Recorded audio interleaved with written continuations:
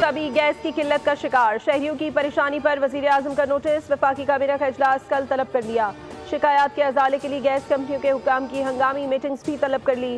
रावलपिंडी में गैस की supply emergency बुनियादों पर बहाल, महकमा सुई गैस ने कंट्रोल रूम कायम कर दिया। वजीर आजम की हिदायत पर सुई नौदर ने फौरी एक्शन लेते हुए सहर और इफ्तार के औकात में गैस की फराहमी यकीनी बनाने के इकदाम कर दिए।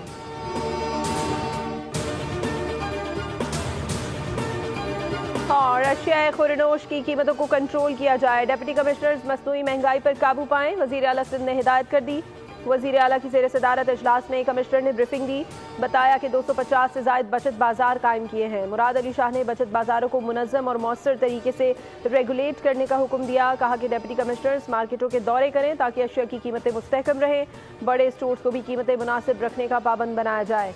वजीर आला ने रमज़ान में गैस की बंदिश पर तशवीश का इजहार किया, साथ मेयर कराची को शहर में पानी की बिला तातुल फराहमी यकीनी बनाने की हिदायत भी की।